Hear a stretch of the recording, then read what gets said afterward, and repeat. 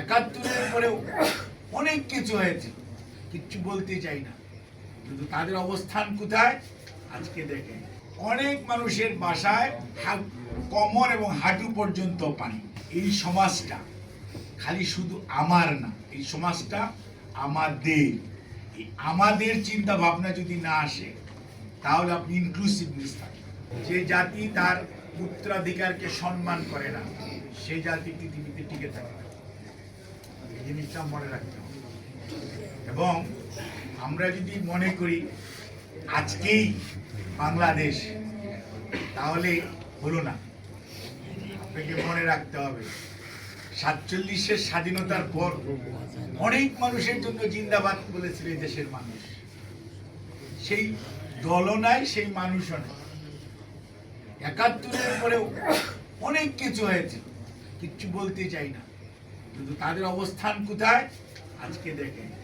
24কে যারা নতুন ভাবে প্রজেক্ট করার চিন্তা ভাবনা করেন, আপনি যদি 47 আর 71 থেকে শিক্ষা না নেন, 90-কে মনে না রাখেন, 75-কেও মনে না রাখেন, তাহলে 24-কেও আপনি সত্যিকার অর্থে যেরকম ভাবে উদ্ভাসিত করতে চাচ্ছেন উদ্ভাসিত করতে পারবেন না।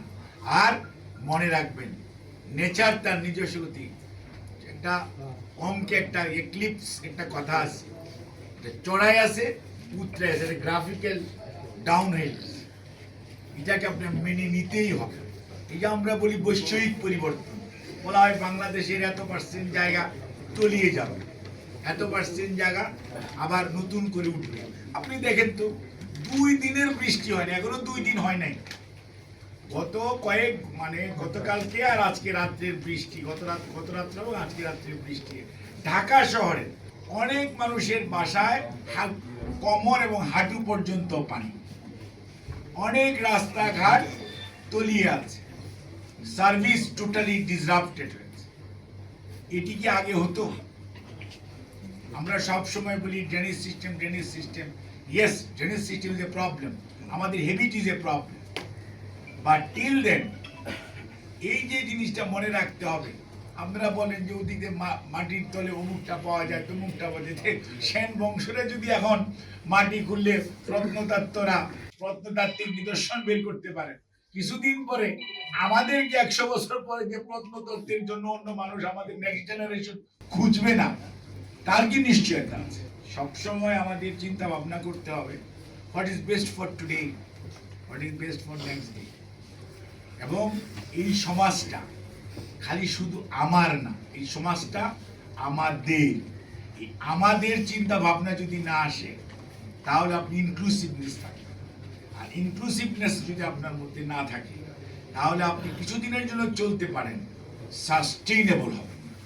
সাস্টেইনেবল হইতে হলে আপনাকে ইনক্লুসিভনেস আনতে হবে।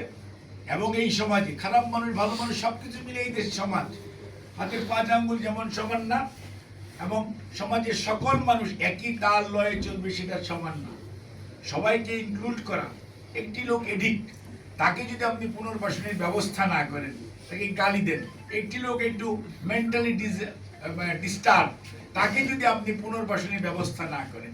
একটি লোক আমাদের যে সেক্স আছে, আমরা যেটা বলি কি বলে যে আপনার থার্ড জেন্ডার, তাদেরকে যদি আমরা আজকে পুনর্বাসন চিন্তা করি, তাহলে আপনি যদি তাদেরকে হেট করেন তাহলে ইন লং রান আপনি কিন্তু সমাজে বিশৃঙ্খলা তৈরি করেন।